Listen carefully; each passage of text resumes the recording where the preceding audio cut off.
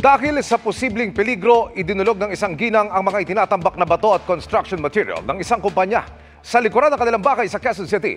Inilapit yan ang inyong Kapuso Action Man sa City Hall kung legal ba.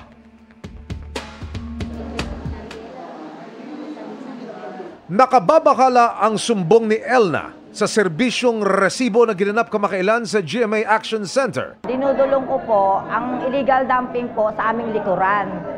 Last year pa po yun, hanggang ngayon patuloy po ang gawain doon sa loob ng area. Dami pa rin tinatambak ko. Isang kumpanya raw ang nagtatambak ng mga bato at iba pang construction materials sa inupakang lote sa bahagi ng Old Kabuyaw sa Barangay Sauyo, Quezon City. Yung residential area po yung palibot nun, sir. Apo. Kaya lahat po ng tao doon, takot na takot. Kasi pag nag-landslide po yun, wasak po kami lahat doon. Kasi yung mga bato po malalaki, bumabagsak na po sa likuran namin. Dumulog ang inyong Kapuso Action Man sa Quezon City Business Permit and Licensing Department at nagkasa sila ng inspeksyon katuwang ang Quezon City Department of Building Official. Sa ginawang verifikasyon ng BPLD, tinambakan ng lupa o soil deposit ang lugar na di umano nangangailangan ng permit base sa Joint Memorandum Circular ng kumpanya at ng lokal na pamahalaan.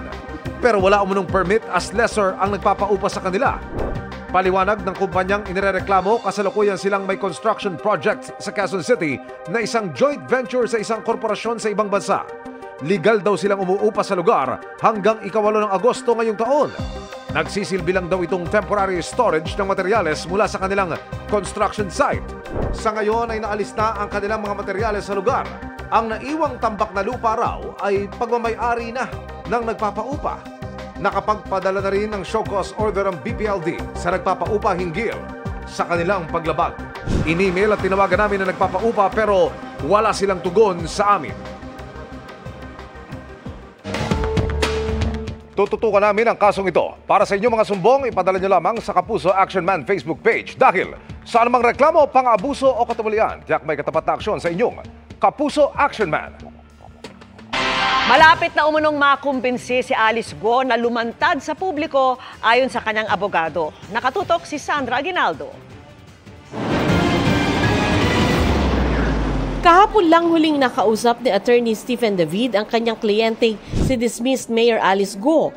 Hindi raw nila pinag-usapan kung nasaan ito pero patuloy daw na kinukumbinsi ni David si Alice na lumantad na. At sa tingin daw ni David, malapit na ito. Hindi naman natin alam kung nasa Indonesia siya pero ako, I'm very hopeful na because meron akong negotiation for her to face the court, to surrender. And I believe in a very near future, very sooner than we expect, darating siya at haharap. I don't think kailangan pa niya maaresto o mahuli. Kampante naman daw ang kanyang abogado na kaya nilang depensahan sa korte si Alice. Pero nababahala raw si Alice sa kanyang seguridad. She's very cooperative. Meron lang siyang agam-agam sa kanyang security. Na I'm still working on that. Gusto lang niya talaga ipagpatuloy namin ang depensa sa kanyang kaso. Ayon sa mga otoridad, nasa labas na umano ng bansa si Guo noon palang July 18. Pero sabi ng isang abogado, si Attorney Elmer Galicia, nakita niya ng personal si Guo sa Bulacan nito lang August 14. Ito ay noong inotaryo niya ang counter affidavit nito sa human trafficking complaint sa Justice Department.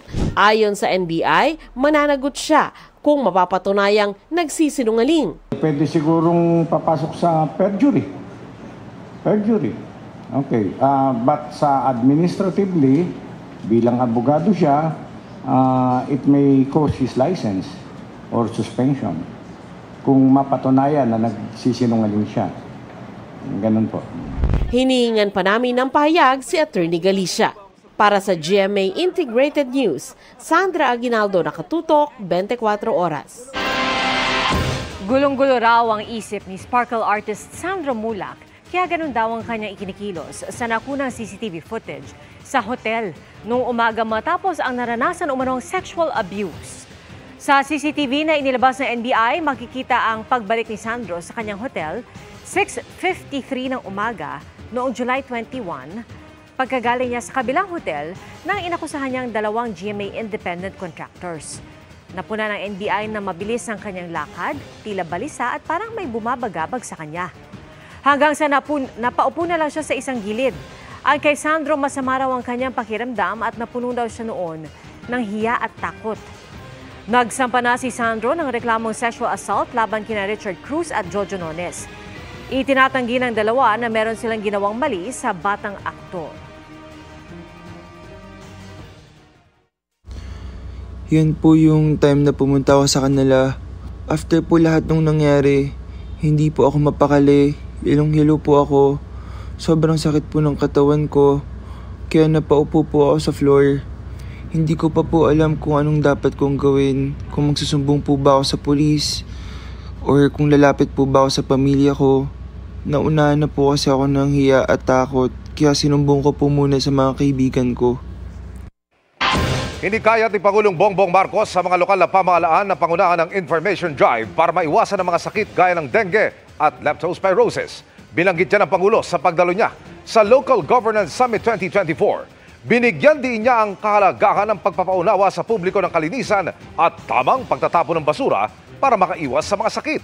Sa gitna ito ng pagtaas ng mga kaso ng dengue at leptospirosis sa bansa ngayong tagulan at sa pagkakaroon ng bagong kaso ng Mpox. So I urge you all to lead aggressive information dissemination campaign to promote a healthy lifestyle and prevent diseases, such as a campaign to remind our people, especially children, against swimming in flood waters and to practice personal hygiene to mitigate the spread of leptospirosis, Mpox, and any other illnesses. Pinusuan at pinag-usapan online ang pagpapasuot recently ni Heart Evangelista ng mamahaling kwenta sa fur baby niyang si Panda. Pero ilang netizen humirit kung may pinapatamaan ba si Heart. Makichika kay Nelson Canlas.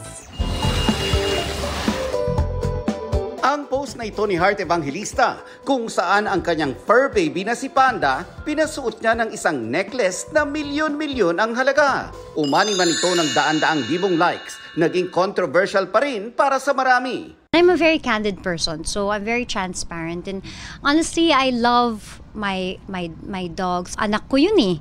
So I don't think it's the first time na pinasuot mo ng Hindi, siya talaga kasi nga I wanted to set an example ng Aspin. They are a special kind of breed na sariling atin. So sinaspoil ko talaga siya. In fact, ang aking goal talaga is makarating siya sa Paris. Giit ni Heart, isipin na raw ng marami ang gusto nilang isipin. But one thing is for sure, hindi ito hiram at kanya ang kwintas. At ipasusuot niya ito kung kanino niya gusto. Pero syempre may mga nagko-comment. May pinapatamaan ba si Heart? Well, the necklace has been mine since when pandemic times.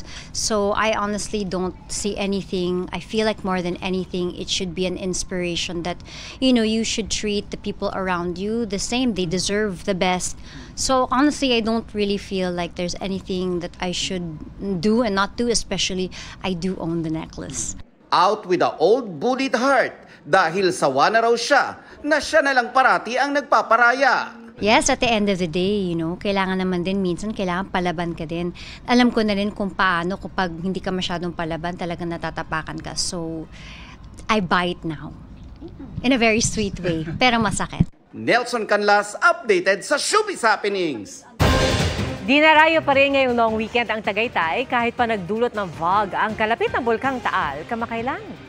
Kamusta kaya ngayon? Alamin po natin sa live na pagtutok ni Oscar Oida. Oscar, malamig ba?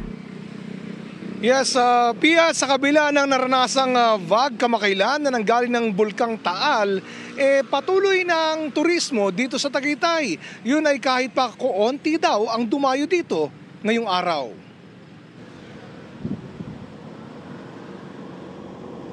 Paakyat ng Tagaytay kaninang umaga. Kapansin-pansing wala ang mabigat na daloy ng trapiko na karaniwan ng sumasalubong sa mga bakasyonista lalo na tuwing holiday. Ang mga paborito namang bulaluhan at kainan ng tawilis sa may palengke ng mahogani. Nasaan na ang mga tao? Yun ang napapansin namin lagi. Holiday po kasi ngayon dapat hindi ganyan. Hindi man kasing dami ang turista kung ikukumpara noong nakaraang holiday, dinayo pa rin naman ang ilang pasyalan dito. Tulad ng People's Park kung saan inabutan naming nagsiselfie ang mga bakasyonista. Ngayon pa lang ako napunta dito, so parang curious pa kung ano itsura ng Tagaytay. Yeah, very nice. It's very nice view up here. Yeah. Ayun po, maaliwalas po, maganda pa rin po yung view, tapos hindi rin naman po mausok. Ayon sa Tagaytay Tourism Council, mas kakaunti nga raw ang turista ngayong araw. Usually sir, nakakaranas ng mga 10,000 tourists pagka ganito mga holiday. Pero as of now, mga nasa 7,500 nakakaraan po ng mga long weekend holidays, katulad po nung naranasan natin ngayon. Medyo mas pinipili po ng ating mga tourist na magpunta po sa ibang medyo relatively mas malalayong lugar. Kasi po, ang Tagaytay naman easily accessible to them anytime. So they opt to go to other places po pagka ganitong medyo extra long weekend holiday. Kaugnay naman ng VAG, ayon sa kanila, wala na raw nararanasang ganon ngayon. Wala naman po mga changes sa aming operations. So ngayon po, wala po kaming nararanasan na epekto po ng VAG. Samantala, Pia, kaugnay nung katanungan mo kanina kung malamig na ba, well, ang temperatura ngayon medyo lumamig ng konti kung ikukumpara sa maghapon dahil kanina naranasan natin medyo mainit pa rin. Now, sa negosyo naman, yung mga negosyante na kausap natin kanina, umaasa na sa mga susunod na araw, Sabado-Linggo, dadami pa ang aakyat dito sa Tagaytay. Pia? Nako, Oscar, enjoy mo muna ang malamig na klima bago ka bumalik ng Maynila. Maraming salamat sa iyo, Oscar Oida.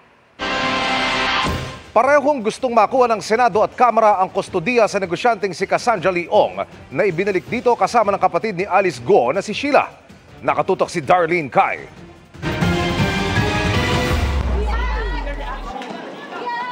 Patatapusin muna ng Senado ang mga proseso ng Justice Department at Bureau of Immigration sa kapatid ni Alice Go na si Sheila at kay Cassandra Leong na corporate secretary ng kumpanyang nagpaupa sa Porac Pugo at kinatawan din ng operator nito. Inaasahang matatapos yan sa long weekend. At sa Martes, pagkatapos silang padaluhin sa Senate hearing ay kukunin ng Senado ang kustodiya sa kanila. The Senate coordinated with the Bureau of Immigration, with the DOJ, as well as the House of Representatives because may outstanding arrest order rin ang House. So para hindi naman magkaroon ng tug of war. Tulad kasi kay dismissed Mayor Alice Go, may umiiral na ring arrest warrant ang Senado para kay Sheila, gayon din kay Ong. Pero may umiiral ding arrest warrant ang House of Representatives kay Ong, kaya gusto ng ilang mambabatas na sa kanila ang kustodiya niya.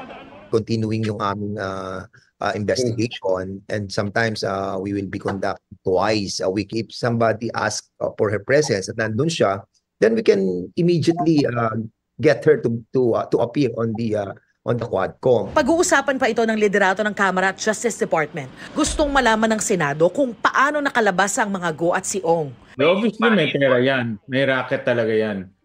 Obviously hindi naman isolated case to, marami na ring issue ng mga, 'di ba, ng mga lagayan sa Bureau of Immigration, sa ibang enforcement agencies. We will cooperate naman with the investigation. I'm sure the Bureau of Immigration will cooperate in finding the truth to this. No? Dahil nalusutan, gusto ng Senadong himayin ang bilyon-bilyong pisong intelligence funds ng Immigration, Pulisya, NBI at Civil Aviation Authority of the Philippines. Ayon sa Kaap, titignan pa nila kung meron silang intelligence funds. Hindi rin naman daw tiyak sa ngayon kung ano ang sinakyan ni Go nang siya'y lumabas sa bansa. Sinusubukan pa namin kunan ng pahayag ang PNP at BI. Para sa GMA Integrated News, Darlene Kai, nakatutok, 24 oras. Malaking tulong lalo na para sa mga pasyenteng nangangailangan ng blood transfusion gaya ng dengue at cancer ang Sagip Dugtong Buhay Bloodletting Project ng inyong Kapuso Foundation. Kaya taus-puso kaming nagpapasalamat sa mga bayaning Kapuso na walang sawang nag-aalay ng kanilang dugo. Naging advokasya na raw ni Valeriano ang pagdodonate ng dugo simula pa noong 2001. Una raw siyang namulat sa blood donation nang minsang mangailangan ang isa niyang kaibigan. Pero mas nakita raw niya ang importansya nito nang ang mismong ina niyang may colon cancer ang nangailangan. Kaya mula noon, naging suki na siya sa ating taunang Sagip Dugtong Buhay Bloodletting Project sa Ever Commonwealth. 12 beses na nga siyang nakapag-donate ng dugo sa ating proyekto. Gusto ko lang kasi makatulong sa mga tao na nangailangan ng dugo at gusto ko rin malinis po yung dugo ko. Ngayong taon, hindi niya ulit pinalagpas ang ating bloodletting project. At kasama pa niya ngayon ang kanyang anak. Inikayat po ako ng papa ko para makatulong. Masaya naman po ma'am kasi nakakatulong naman din po. Sa loob ng 28 taon ng Sagip Dugtong Buhay Bloodletting Project kasama ang Philippine Red Cross sa Ever Commonwealth, mahigit 209,000 na pasyente na ang ating natulungan. Malaking tulong po itong Sagip Dugtong Buhay, lalong-lalo na ngayon, tumataas ang kaso ng ating dengue cases sa bansa. No? Kasi pag nangailangan po ng dugo for dengue, marami pong platelet ang kakailanganin. Kinilala rin natin ang mga Kapuso Blood Galloners na mahigit 8 beses nang nag-donate ng dugo, kabilang si Valeriano. Yung mga pasyente ng GMA Kapuso Foundation, kasama na doon yung mga cancer champions natin na mga bata, talagang nakakakuha sila ng libreng dugo kasi hindi nila kakayanin na magbayad. Dahil po sa inyong kabayanihan, nakalikom tayo ng halos 2,000 blood bags. Maraming salamat po sa lahat ng bayaning Kapuso.